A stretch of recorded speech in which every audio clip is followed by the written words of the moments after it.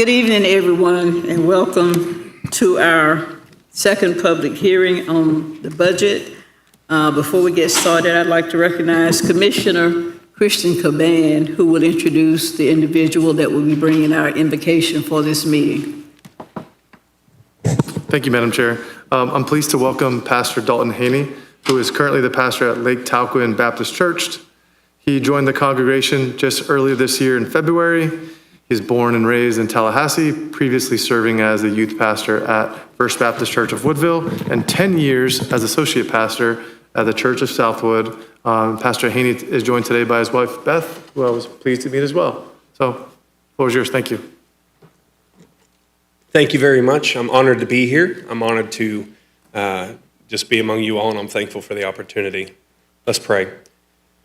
Father, we're so thankful, Father. We're thankful that you love us. We're thankful that you know us. I'm thankful for this group of individuals, Lord, these leaders. We're so thankful for this city, this amazing city that we live in, this county.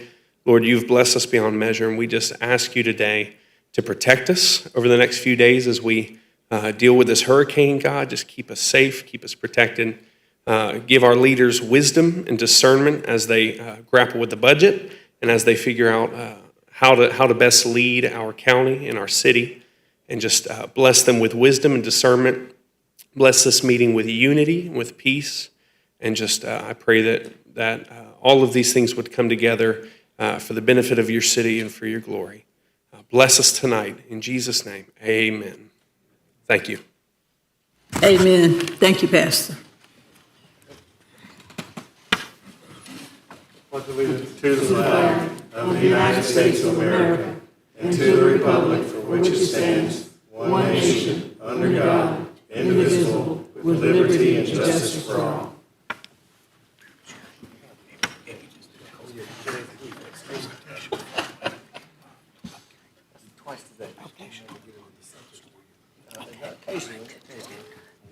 Thanks again for everyone being here.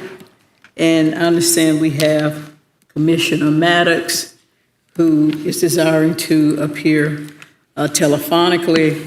So I would like to entertain a motion, commissioners, to allow him to participate telephonically. So moved, Madam Chair. Thank you. Moved by Commissioner Minor, second by Commissioner O'Keefe. Is there any discussion? All those in favor, let it be known by saying aye. Aye. Thank you so much. Thank you, Commissioner Maddox. We hear you loud and clear. After our public, thank you, Madam Chair. Thank you. After our public hearing, we will also have a presentation from our county administrator on the state of the weather and the status of the hurricane.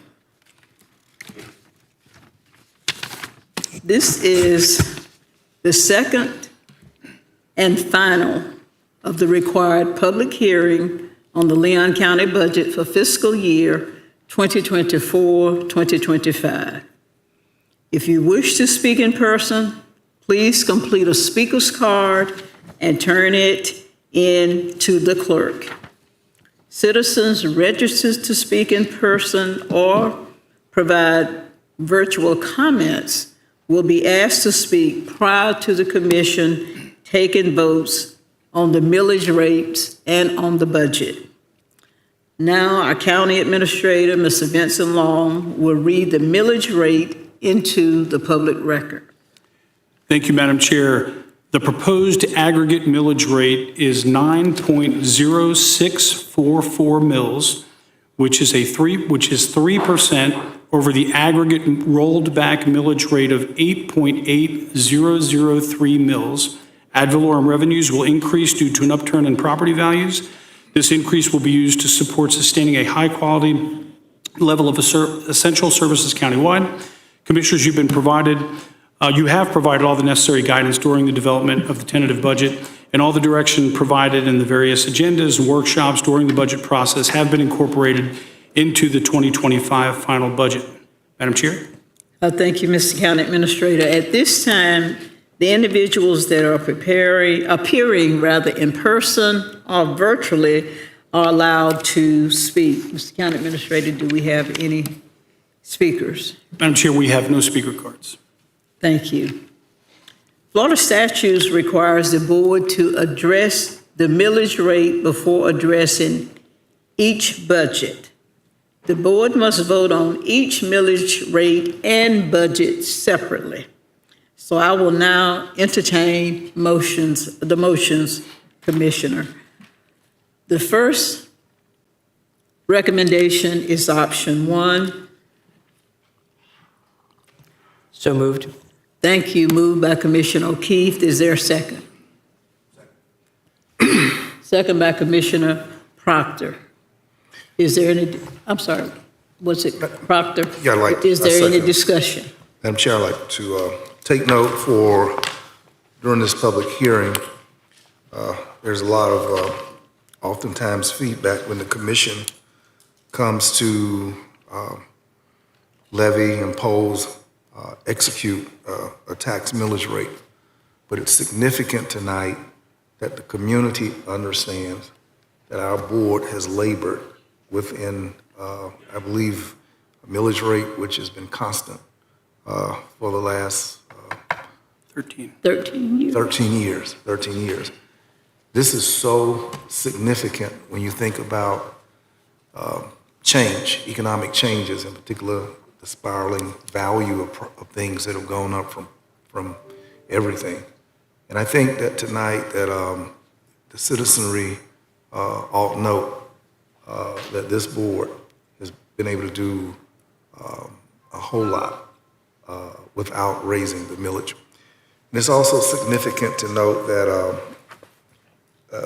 over on page 16 of 93, where the gross taxable value from which we're able to tax is $25,368 million and some change.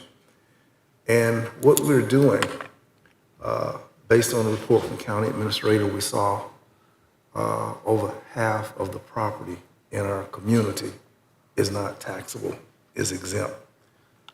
Those constraints, with the numbers and the packaging of what we propose for next year, is pretty incredible.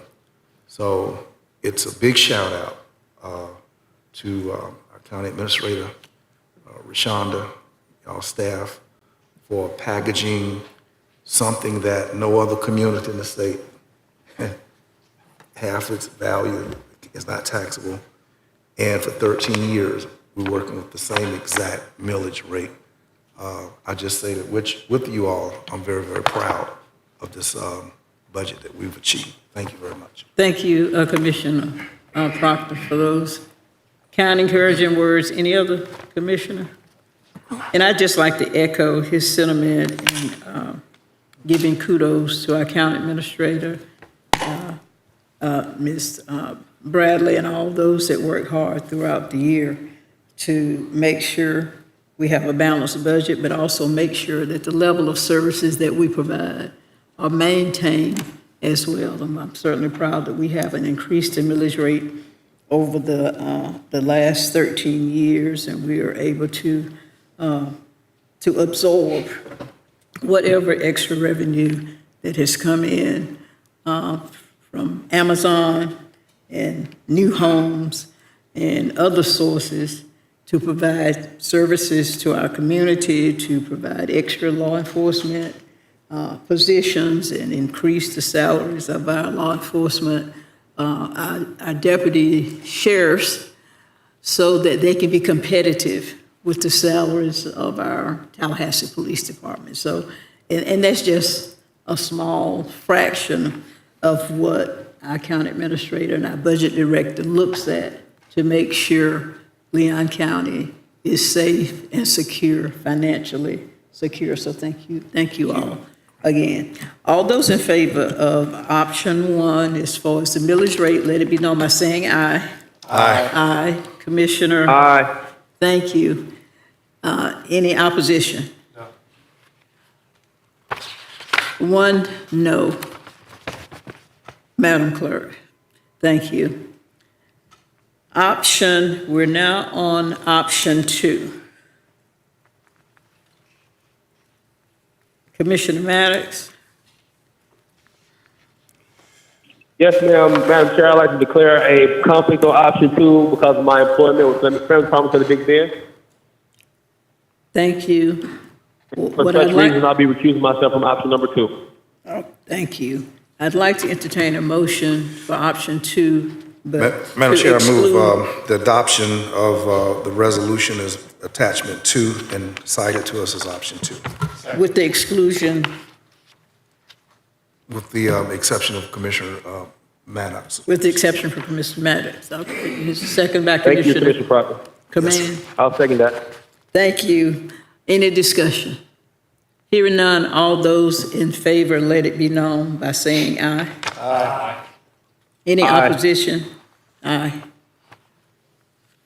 It's unanimous.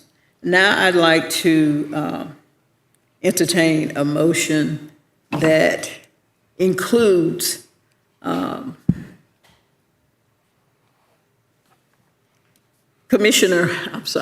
that includes Commissioner Maddox's exclusion. Which is the line item funding for Big Bend, I'm sorry. Family Promise of the Big Bend. I'm sorry. Okay. Okay. So moved, Madam Chair. Okay, let's read. You so move pursuant to the county administrator. Okay, awesome, awesome. And it's been moved and second then to adopt a line item budget specifically addressing Commissioner Maddox's exclusion. That's the Big Bend Homeless Coalition and Family Promise of the Big Bend in the general budget. All those in favor, let it be known by saying aye. Aye. Aye. With Commissioner Maddox. Madam Chair, I recuse You from this vote. exclude it? Okay, with Commissioner Maddox recusing himself on that particular line item, budget item. Okay. Now I'd like to entertain a motion at this time regarding option 3. Madam Chair, I move option 3, which is attachment number 3, and it proposes that we, Emergency Medical Services, MSTU, with a millage bump of 0.7500 mils. So move. Second. Thank you. Is there any discussion? Discussion, Madam Chair. Commissioner? Madam Chair, I want to make sure that the public recognizes the extraordinary work that we've done with emergency medical services over the years. And I want Ms. Otero to especially understand, Ms. Otero, that this little bump, 0 point, that's really small, but it's 0 point something, a 0.7500 mil. Mr. County Administrator, could you just, for the public record tonight, indicate how rare it is that we have ever asked for a millage bump for this service? I'd like to ask Rashonda to make her way up. I just want to make sure we got clarity. No, we did not have an increase in the EMS MSTU since we put it in place in, 20 years ago. And so, but clarification, Rashonda, on the millage. Yeah, I would just say, this year, actually, we're maintaining the 0.75 millage. There is no It was increase. last year where the increase first went into play. So we're maintaining it this year at the 0.75. Oh, thank you very much. Ms. Otero, did you hear that? This is not an increase at all. We have held the line, and kudos to that. And last year was the first time since we've ever had a little bump, 20 years. And I don't, we didn't even have Uber 20 years ago, I don't think. So to catch a cab to, everything's gone. So we respect, again, the great work of our staff, and in particular the award-winning. When we got this service, Madam Chair, it was literally dumped in our laps. And it was an orphan. And Leon County, can tell us a little bit how we achieved this service, and it was just given to us and dumped. Sure, I'd be happy to. After 31 years of providing the service, we were notified by TMH at the time that it was no longer fiscally viable for TMH to provide that service. Commissioner Proctor, your recollection is correct. There was not much lead time. There was a significant community discussion about where and who should provide that service going forward. The county, ultimately, the Board of County Commissioners decided to ensure the fiscal accountability and the programmatic accountability of the service, that the best option was to provide it in-house so we could have the greatest level of control on the cost as well as the responsiveness of the service. So again, we put a very high-performing system in place, not one that is seen anywhere really else in the country except for some private models. It is a system status management model where our resources are deployed around the county at the places where the highest incidence of emergencies are. And so, again, highly efficient service. Again, just a few years later, once we put the system in place, the system was recognized as a leader in the industry and continues today. We have over 800,000 transports, I believe, to date, or maybe 500,000 transports, 800,000 calls, and 500,000 transports, and the system is recognized as leader in the industry. Great. That was the stuff that I was going to say, y'all, right there. Thanks, Vince. When we received this with 0 lead time, it was just abandoned. And our commitment to public health, safety, the welfare of our community, and it is an award-winning. There was no RFP, RFQ, no bid. People jumping at the bits to acquire this service, nothing. It was just TMH said, you know what, too much red ink. And we have acquired it, and it has been an outstanding unit. Even up until last year becomes the first time that we were trying to cover costs for it. And so among the things that one can be proud of, that performance over time has been exquisite. You can certainly check the block on the county's management of a very extraordinary, and its collaboration with the fire department and working on calls, highway patrol, all the rest of them. It's a phenomenal work and interchange. And County Administrator, we have to give you kudos because the awards keep coming in for the service that we're rendering. So I want to weigh in on that, Madam Chair, and other commissioners I defer to. Thank you, Commissioner Proctor. Any other comments? Hearing none, all those in favor of option 3, adoption of the emergency medical services millage rate at 0.75, let it be known by saying aye. Aye. Aye. Commissioner? Aye. Thank you. Any opposition? Hearing none, it's unanimous. Now I'd like to entertain a motion for option 4, a resolution. Thank you. Moved by Commissioner Cabaz. Yeah, I was waiting to be called, Madam Chair. I'll go ahead and move staff recommendation option 4. Thank you. And second by Commissioner Minor. Is there any discussion? Hearing none, all those in favor of the adoption of option 4 regarding the resolution on the emergency medical services millage rate, let it be known by saying aye. Aye. Aye.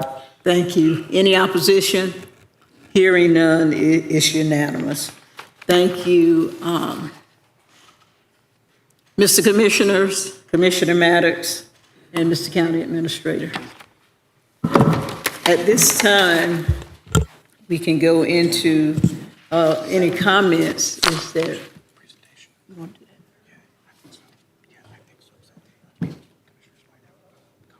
Oh, okay. All right. Good. At this time, we're going to go into a report from our county administrator regarding the impending storm that's headed our way. Mr. County Administrator. Thank you, Madam Chair. Commissioners, as I shared with you yesterday, I wanted to provide Just a brief update to you on Tropical Storm Helene and its forecasted impacts on Leon County and our community.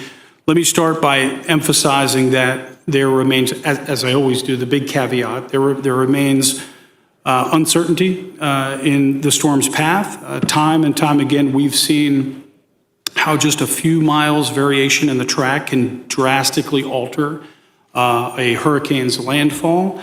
That said, the current forecasted path poses a significant risk to Leon County and our citizens.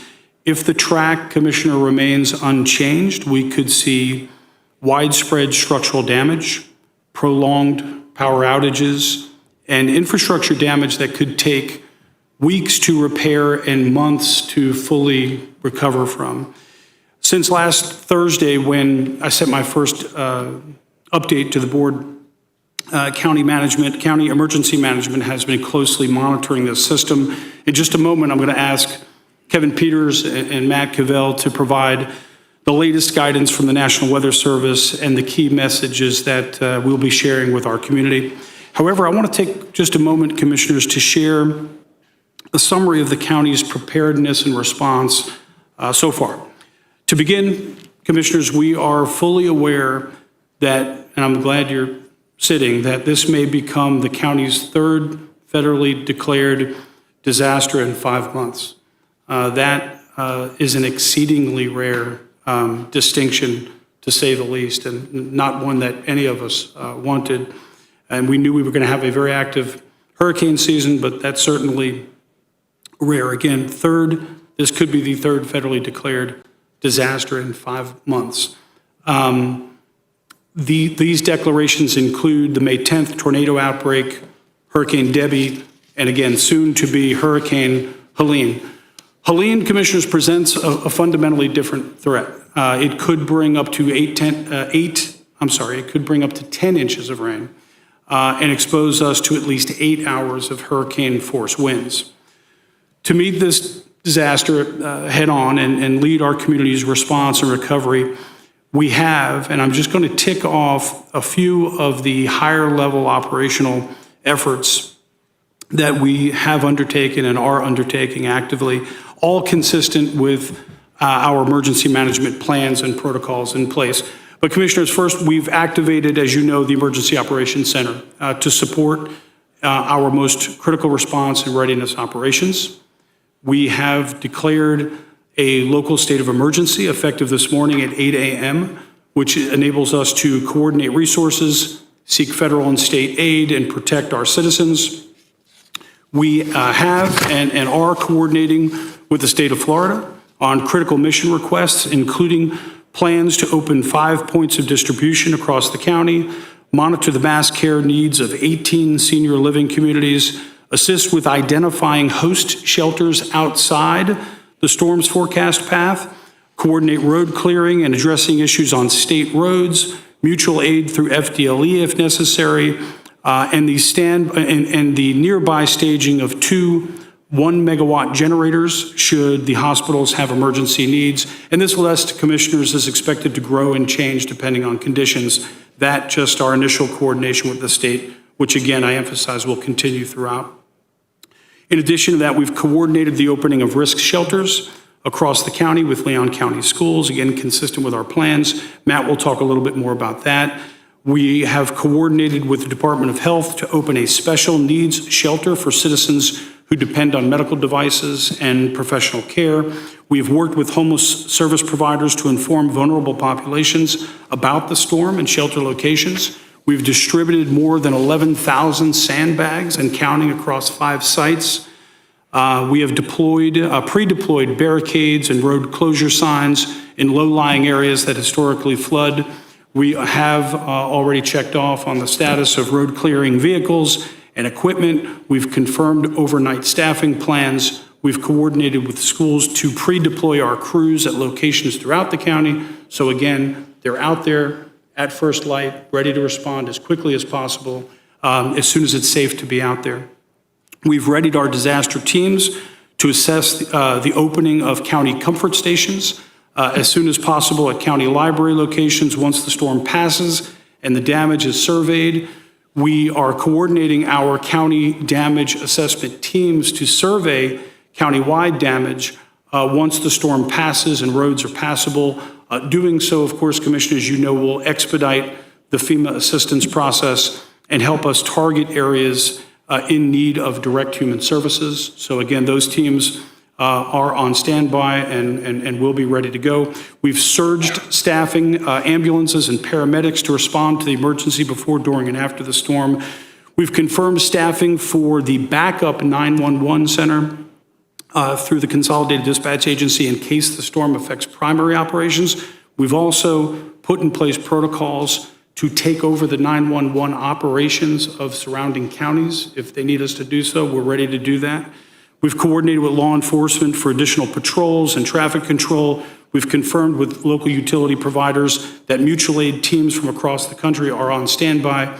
And through county tourism, we've coordinated hotel accommodations for mutual aid crews and other disaster teams, either near or in Leon County, and a whole lot more, Commissioners. Again, just some of the high-level operational issues. I'd now like to turn it over to Kevin for the latest on the storm. Afterwards, Matt is going to come up and he's going to, again, just outline some key public messages, including projected impacts. And with that, I'll hand it off to Kevin Peters, our Emergency Management Director.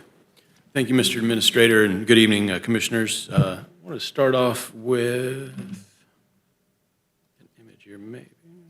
There we go. All right, with an image that I think is a very moving image here. This is the probability for tropical storm force winds over the next 5 days. You can't see the state of Florida under this image. This is a very large, wide-ranging storm. There's really a risk for tropical storm force winds from southeast Florida and the Keys all the way to Mississippi. If you look at the graphic behind me, this would be the coast of Mississippi, and over here, the Miami area. Obviously here, the brighter colors, this is the Big Bend area. This is where the highest risk is, though, and this is where, obviously, we are at.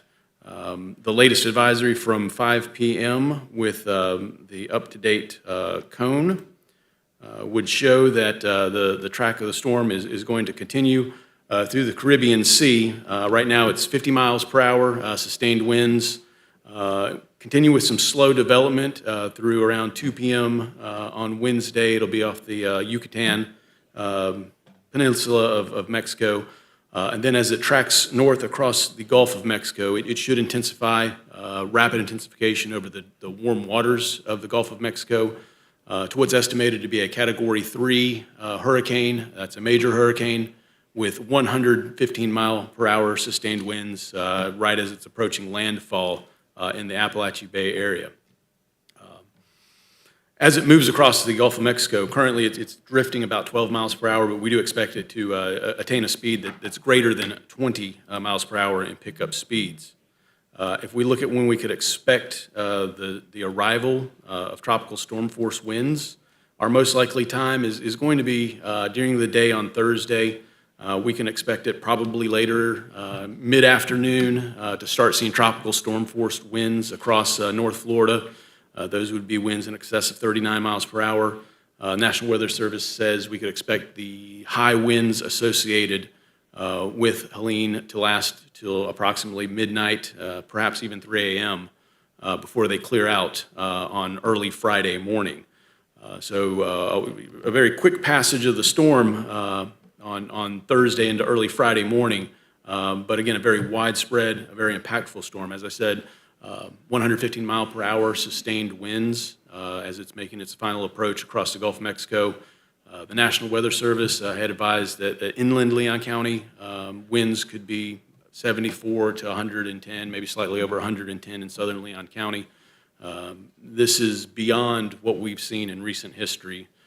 Probably the most impactful storm since Hurricane Kate of 1985. I think those sustained winds registered around 80 miles per hour, so even more powerful than Kate. If I may just show one additional thing real quick. This is not just a state of Florida impact, just wanted to show where all of the watches and warnings currently are across the nations. much of the state of Florida, these pinks and maroon colors and purple colors, those are associated with watches and warnings with Helene. Those watches extend into South Georgia, and then as the storm transitioned further north, we expect it to be a heavy rainmaker across North Georgia and into Tennessee and the western parts of North Carolina. So we have flood watches already well in to the northern states. So this is a national storm, as the county administrator said. This is one of those storms that are unprecedented in our area. This will be of the likes possibly of the Katrina-style storm when it's all said and done. Again, Category 3, as it makes an approach near landfall, 150 miles per hour, Leon County, we are expecting 74 to 110 miles per hour. We have a flood watch in effect.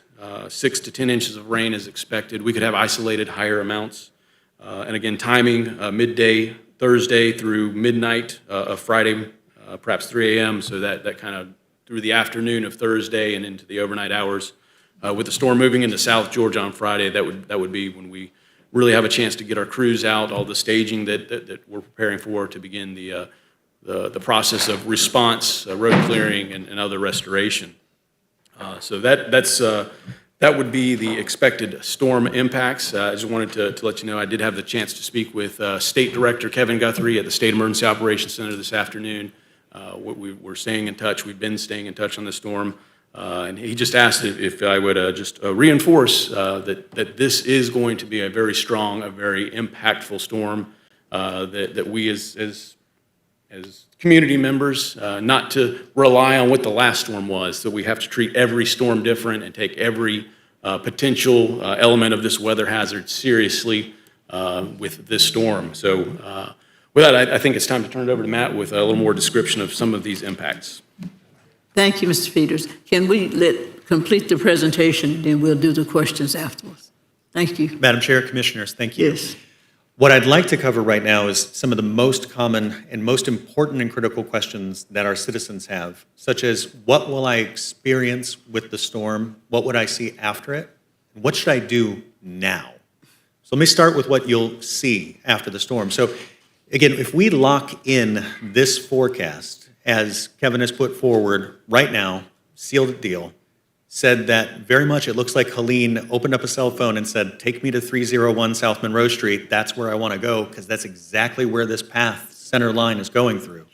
If it did not change, and that's what we saw, we will see thousands of trees down across the county. You will have in excess of 100 block roads in the county. We will take days to dig out of this storm.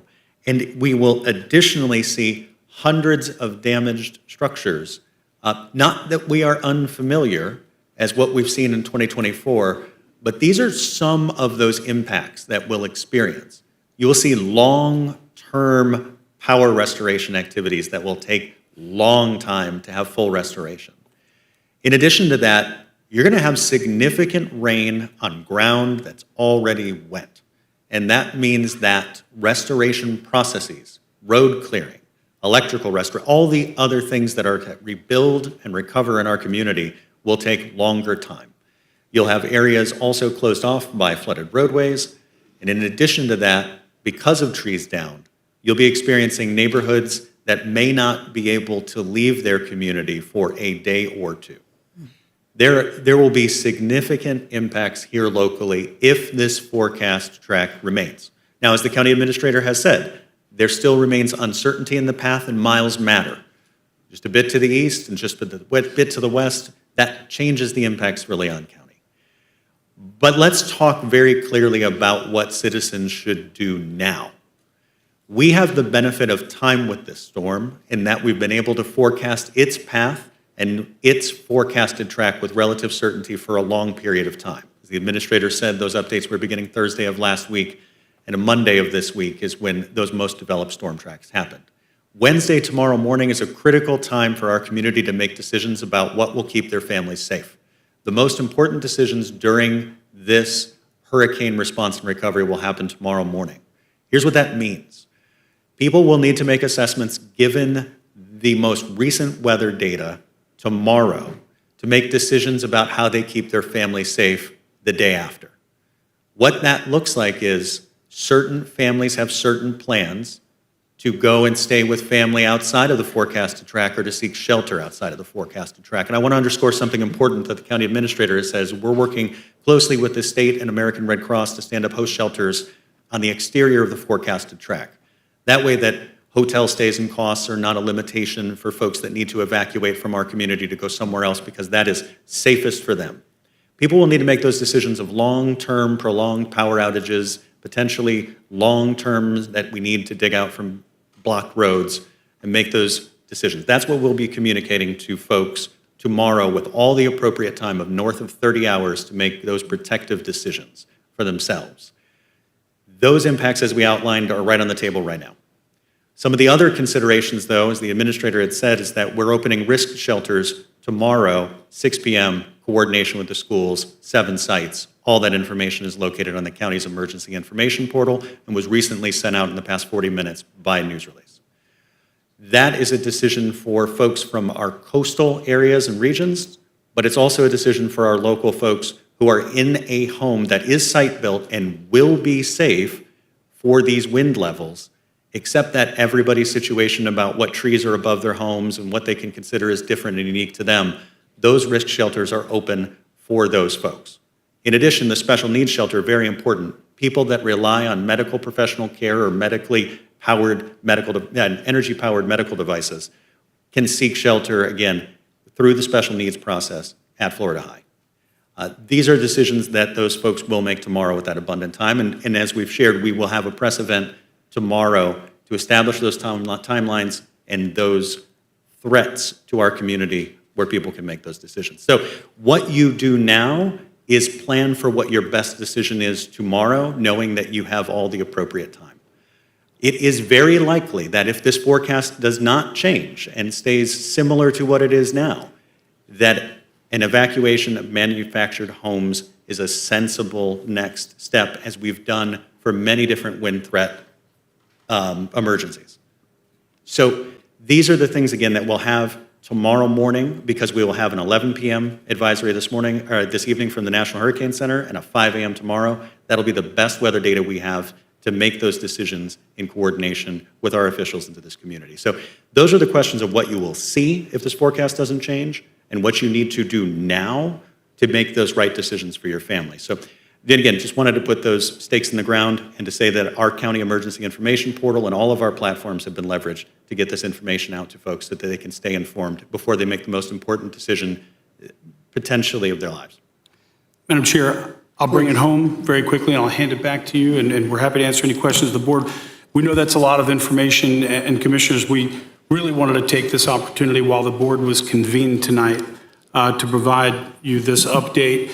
Again, commissioners, I know that you know how seriously and thoroughly we prepare for and respond to national or natural disasters, especially those with this potential magnitude. As Matt shared, I want to just reinforce that we have a pre-landfall press event tomorrow morning at the PSC. We do that very uniquely in this community with all hands on deck in a very coordinated fashion. At that time, 9:30 a.m., obviously our chair will represent us, and we will have the latest weather data and provide very specific guidance at that time, again, 30 hours out, on community evacuations, recovery expectations on a more refined basis, and very importantly, how citizens should access information and stay informed. Again, Madam Chair, I just wanted to take a minute to thank you for your availability on the lead up to this event, even through a root canal. Thank you for that, Madam Chair, and to the entire board for your support and availability as usual.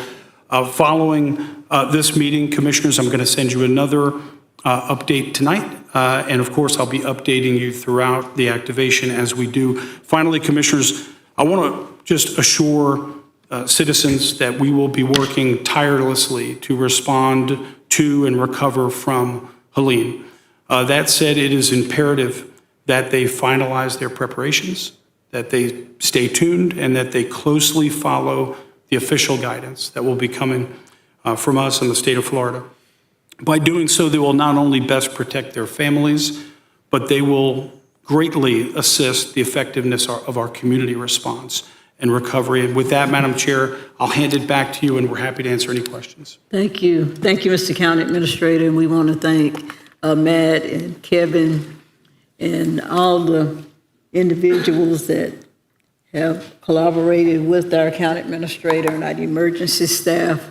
It's apparent that you all started working 7 days ago, if not sooner than that, to put this disaster preparedness together for us, to give us a roadmap. So thank you guys so much. Commissioners, Commissioner Welch. Thank you, Madam Chair. Just real briefly, Matt, Kevin, just so I want to reiterate some of those statistics that you just mentioned. Hurricane Kate in 1985 roughly was what sustained winds, 80, 85 miles an hour? And this is potentially 100, 115 mile an hour sustained winds for how long of a duration? 8 hours, did you say, or 3 hours? So that full window is the beginning of tropical storm force winds, which will escalate to hurricane force and then de-escalate back to tropical storm force winds. So it'll be 12 hours over 40 miles per hour. A smaller window of that, maybe a fraction of that, 4 to 6 hours is that hurricane core as it progresses. So I think it's important for people to hear hundreds of roads blocked, thousands of trees down, potentially weeks of power outages. We're talking about a wind event unlike anything that we have seen here in modern history, recent history, right? I mean, we're talking like most people in Tallahassee have not seen something like this. It's a very significant event in relation to the rest of our history. So I just want people to hear that and really understand that and take that into consideration as they make plans moving forward. And then sort of meter their expectations for recovery times, recovery efforts. This track, if it holds, is going to be devastating to Leon County if it holds. And that is something I think people need to hear.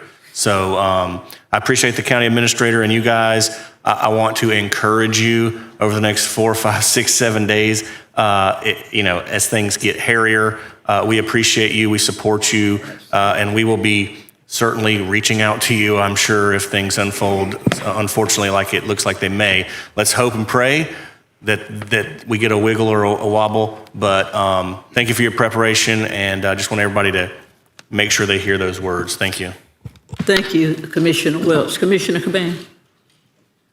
Thank you, Madam Chair. First off, I just want to thank staff for the very detailed update, and also thank staff for the sleepless nights and hours that I know you guys are about to endure on behalf of all of us. So thank you in advance, and thank you sincerely. I have a couple points, Madam Chair, if I could address with the county administrator. And just one, I want to say I'm greatly concerned for Woodville on the south side of Leon County, as it is the southernmost point of Leon County and its close relation to Wakulla County. I know that they just, I know we talked about this earlier today, had a mandatory evacuation due to storm surge. Woodville is not in a storm surge or a flood, or has no, we should not be concerned for a storm surge in Woodville, is that correct? Based on all the current modeling, and I'll ask Kevin to back this up because he's got the latest, and we've been in regular communication and recent communication with Wakulla County's Emergency Management Director. But you're right, Commissioner, an area of concern, but there are no models currently showing storm surge into Woodville. And in fact, Kevin, you could probably reiterate. That's what I was looking for earlier today. I was trying to look this up, but I couldn't find it.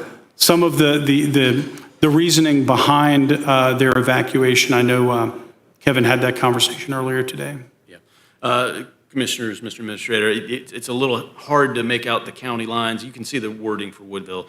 This is the estimated storm surge inundation forecast for this storm with the current forecast advisory. It's a little hard to make out. If you can see where the arrow of the mouse is, that's the county line, the southern end of the county line. So this storm surge inundation, it doesn't make it to Leon County, it does not make it to Woodville in this scenario. but it is very significant for most of the populated areas of Wakulla County. Many of the populated areas along Florida's nature coast as well. Okay, thank you. I know we mentioned manufactured and mobile homes potentially evacuating. How much notice will we give them, and at what point will we make that decision? That decision will be made tomorrow morning as early as possible as part of this press event, and that'll be the decision to evacuate manufactured homes should the forecast hold its current path. Okay. And then this might be a question for Shington. Folks who have transportation issues, who are in mobile homes, manufactured home, in the case that we do a mandatory evacuation, how should we go about that? Is it 211 Big Ben, or where do we want to push them? That's exactly who they would need to contact, Commissioner. Contact 211 Big Ben that is also coordinating with our transportation disadvantage group, as well as Star Metro and other providers of transportation to get them to where they need to be. They will also be activated with us within the EOC as well. Yes. Okay, thank you. And just, Commissioners, the reason for the question is just because there are a big population in my district are folks who live in manufactured homes and mobile homes. And, with the high level of wind that we're expecting, I just want to make sure that they're protected. And one thing I just want to point out is, this is something that our office, will be discussing in the future, but, Woodville does not have a shelter. And the nearest shelter and evacuation for folks who are evacuating in Woodville is Fairview Middle School, which is roughly 8 miles away. And so as a commission, as we get into storm planning in the future, I just want to keep that community in mind, that there is no sanctioned storm shelter in Woodville. So I appreciate you, Madam Chair. And Madam Chair, I just wanted to emphasize that point. And Commissioner Cavan spoke with me about that, and he's right. And we are taking that into consideration in some of our mitigation planning right now. And hopefully that can be identified as a potential need for us through the state's process. Well, we appreciate that. Thank you so much. Thank you. Thank you, Commissioner. Commissioner Minor? Thank you, Madam Chair. I really want to thank our emergency management and CMR staff. I've said this before with other hurricanes. When we have a disaster coming, I'm very confident in your talent and your dedication. And we've seen that time and time again, too often, actually. But the fact that you are here, you and your teams and your staff, gives me some assurance that we're going to be prepared and we're going to respond after the storm passes. You mentioned that there were going to be 7 shelters opening in Leon County in coordination with Leon County Schools. Just a couple if you could describe some of the things that people need to bring to those shelters. We've talked about how tomorrow morning we're going to make a call on whether or not those living in manufactured homes might need to evacuate. But even if you don't live in a manufactured home, if you have large trees near a home, near your house, it might be a good idea to consider in a shelter anyway. And Matt, if you wouldn't mind talking a little bit about what they would need to do to what type of things they should bring, how early could they come, et cetera. Yeah, so again, the shelters for Wednesday will open at 6 p.m. at those 7 sites that are identified. What you would need to bring to the shelter is literally everything that will make you comfortable in a space. The shelters are about protecting life and safety. They are not comfort. So everything that you would need to bring could be things like sleeping bags, reading material, entertainment. If you have a particular diet of snacks, this, that, or the other, please do. Entertainment activities for kids and whatnot to make everyone's life a better experience in a shelter setting, please do. There is at each shelter, there is water, and there is a limited amount of snacks. And that is all that will be offered at those shelters. And so anything else that you would need in addition to that, you should bring. Sounds good. And then I've heard some conflicting information on social media, so just want to use the opportunity to clarify this here. Which of the shelters are pet accessible, pet friendly? So all of the shelters would accept pets. However, in the abundance of making sure that our materials and staff are best utilized, Childs is a space that has the most materials and staffing dedicated to it, along with our partnership with Big Bend DART, Disaster Animal Rescue Team, to make sure that all of the kennels and resources are there. That said, Every shelter is accessible for pets and can be used, especially if the winds are rising and you need to seek shelter because you made a determination at the last moment. You will not be turned away from any of the county schools' shelters. And anyone that comes to a shelter with pets should have a pet carrier with them, is that correct? Yes, everyone should bring whatever you had brought the animal with, a kennel or a carrier. It should be brought to there with also the documents for the animal and as any foods or medication that the animal would require.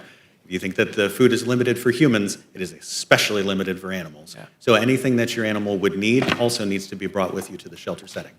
Great, thank you very much. I know a lot of folks a lot of constituents that we serve often decide to maybe kind of stay at home and hunker down at home because they don't want to leave their pets. But I'm really glad to hear that all of our shelters will accommodate pets. So please don't let that be a barrier toward considering staying at a shelter. If you're in a manufactured home or if you're in a home that has large trees nearby that you're worried about. Thank you very much, Kevin and Peter, Matt and Kevin, appreciate it. And Madam Chair, thank you. Thank you, Commissioner Minor. Commissioner O'Keefe? Thank you, Madam Chair. Thank you, Kevin and Matt and everyone on your team and on the county team. Can you confirm something for me? I want to make sure I'm really clear on it and everyone is really clear on it. You described an approximate 12-hour period where winds over 40 miles an hour. Is that gusts or sustained? It would be a combination with sustained and the gusts. Gotcha. We're going to have those hurricane force gusts, but you will start with the sustained tropical storm force winds. And then for that estimated 4 to 6 hour period, when you described hurricane force winds, we could also expect those to be sustained hurricane force winds. So to be clear, that's up to around 100 mile an hour winds sustained. National Weather Service is advised to be prepared within Leon County for hurricane force winds of 74 to 110 miles per hour during the passage of this. So yes, sir, it could be sustained hurricane force winds. Thank you. All right. For folks who are choosing whether to shelter here in place or whether to shelter somewhere outside of Tallahassee, do you have any thoughts on the type of things they should be considering, questions they should be asking themselves to make that decision? So those are all very uniquely personal decisions, but however, the guidance that we would provide in emergency management is that you need to understand primarily if you can survive, if your life is protected and your safety is insured without a power outage for an extended period of time.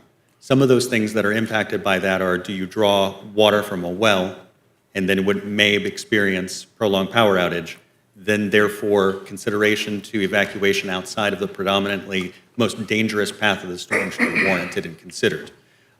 Because again, we'll define this by the impacts. If you are comfortable and able to, due to the income or means that you have, to shelter in your place for 3 to 5 or 7 days, sufficient for your family, then given the forecasted track that we have right now, you may consider sheltering in place here in the community. If you have hardships that need to be considered, then outside of the forecasted path would be good. Let me also be very clear that when we say outside of the forecasted path, we saw this with Irma, if we don't remember too long ago, where the significant shifts in the path can occur over the next, again, 48 hours-ish, up until the most significant winds. So that path may also change and needs to be considered in whether you choose to evacuate west, east with family or whatnot. And again, those options about host shelters and hotel arrangements and other accommodations can be found on the county's emergency information portal. Excellent, thank you. And you talked about making decisions and tomorrow morning. Do you have any thoughts or expectations on when people might be best to leave if they decide to, considering the number of surrounding counties that have evacuation orders? Well, in trueness, or in full transparency, whenever they make that decision and they have considered that that's the path that they're going to take, they should do it at that time. Gotcha. We're giving, again, more than ample notice if we make this decision and guidance provided specific to the county administrator's point in the morning tomorrow.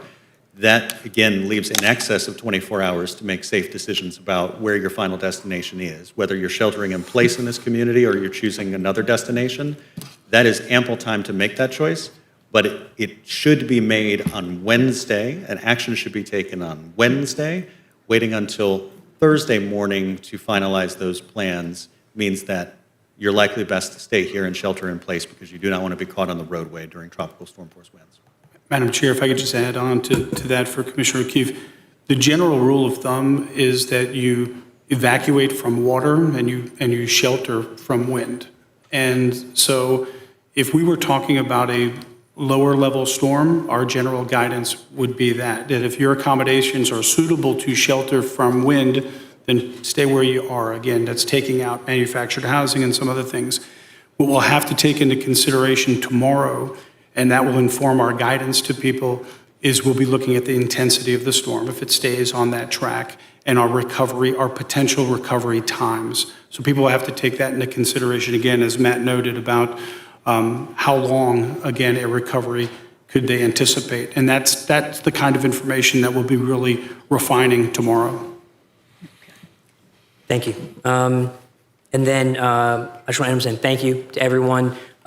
We have Kevin and Matt and Vince here, but they represent a team of hundreds, maybe thousands of people that certainly when you coordinate with, they're already preparing. And I want to give special thanks to our volunteer firefighters. I've already heard from our chairs, volunteer firefighters who are actually meeting as we speak to stage and prepare for the storm as other stations are. Thank you. Thank you, Commissioner O'Keefe. Commissioner Proctor. Thank you, Madam Chair. Vince, this decision is going to be a regional one. We're not acting isolated as Leon County. How collaborative, and is the state going to be in that room, or will they abdicate and go ghost? And what guidance is dominant in the voice that speaks to this region? Yeah. So, Commissioners, we have been in constant communication with all of our regional partners and the State Emergency Operations Center. Since the weekend, there have been a series of conference calls between the State Emergency Operations Center and all 67 counties. We've also had regional conference calls with our surrounding 8 counties. And so we are making coordinated decisions as we move through the steps of the evacuation decision-making process. This is not an isolated decision process. We are communicating wholly with everybody, sir. Very good. Commissioner Caban mentioned his district and this hunker down mentality that sometimes sweeps some of our areas. Is there an industry standard or weather standard that we know if a 65-mile wind is coming, you need to leave if you're in a mobile home? Somebody in the world ought to know that there's a wind point where your mobile home is not safe. And will you all be able to communicate that folk who's facing 75-mile an hour winds, you probably need to leave? I mean, how will you communicate that? Yeah, yes, sir. So to your first part about is there the communication standard? FEMA, the Federal Emergency Management Agency, advises that hurricanes are unsafe in hurricanes. That if you live in that and it's hurricane force winds, evacuation, if you live in a mobile home, is your best survival action. Evacuate from the mobile home. So FEMA says they're not safe in hurricanes. As far as the communication process, it'll be Matt could probably speak to all of the platforms that the county has, our press conference in the morning, but all of this decision-making and announcement in the morning will be posted across the full county platform. I don't know if there's any more to that. Yeah, I can speak real quickly to the importance if a mandatory evacuation is issued. We just all recently got a hurricane warning on our phones, right? That happened. Most people got that. We can do that.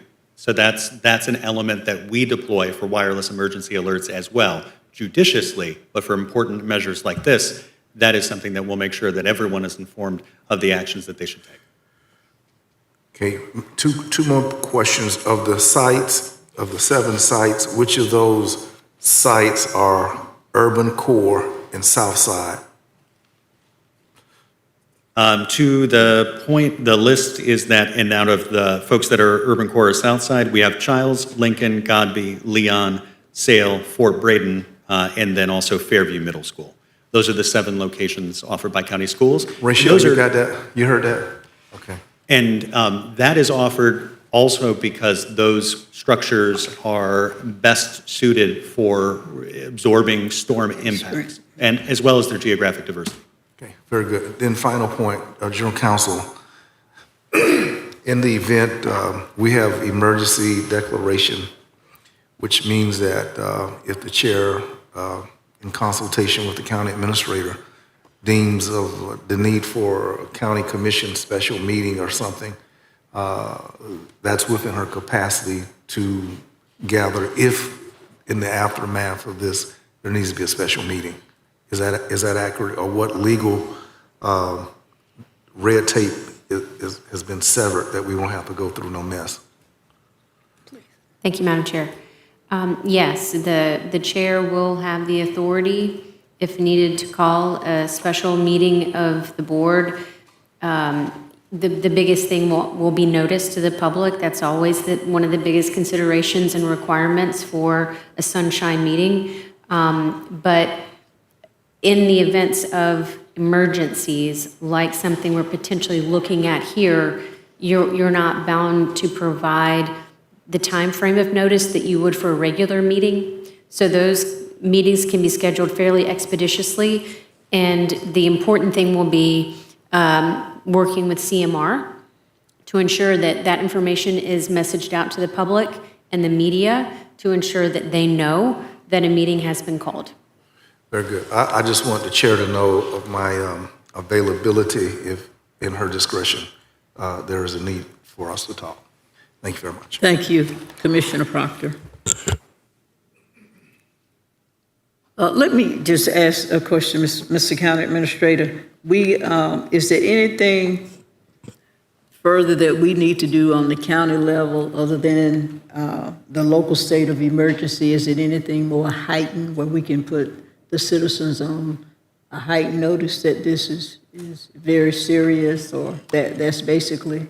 No, we've established, again, we put the legal structure in place through the declared local state of emergency. And I know the governor declared. Absolutely. And from here, it's going to be very active communications throughout the event, which we can handle. Right. And just one other question for Mr. Peters and for Matt. I know you all indicated that hopefully sometime early in the morning before the press conference, you all will have had your conference, state, local, national, regarding the status of the hurricane, and you can probably be more definitive maybe at that time as far as the direction of it, so that people will know that they need to make a decision about whether to hunker in place or whether to leave. Will that information also give them an idea of, if they wait too late, how bad the traffic could be trying to get out 10 east, 10 west? Yeah, that will certainly be part of the speaking points that we deliver Okay. tomorrow morning. This is a very serious situation, and we're going to be very, very clear with the Okay. dangers involved. Because if you wait too late, you might get in a bottleneck and might not be able to leave or get out of harm's way. Yes. And just to make one very quick point to that, evacuation planning, traffic control, and all that work is part of our emergency preparedness planning, as it involves folks leaving the community to shelter in other places or to stay here and shelter in place. So all of that is part of our emergency. Awesome. Awesome. Thank you so much. This has been very, very informative. We certainly appreciate, Mr. County Administrator, all of the hard work of you and the staff directed at keeping our county safe, keeping our citizens safe, and I certainly appreciate the concern of all the commissioners, those specifically in your district, and just concern overall about the health, safety, and welfare of the citizens in our county. And I know we all going to work together to do what we can to help protect our citizens, keep them informed, and keep everybody safe, keep ourselves safe as well. At this time, Madam County Attorney, do you have any other comments? No, thank you, Madam Chair. Thank you. Mr. County Administrator, anything further? You can't say it enough. Stay tuned, finalize your preparedness efforts, and follow the official guidance that you'll be receiving. Thank you, Madam Chair. Thank you, Mr. County Administrator. Anything else further from any commissioners? Thank you guys so much for being here, and I just think we've got to pray, we've got to ask God to protect our county and keep us safe and keep our citizens safe. Thank you guys so much. Having said that, the meeting is adjourned.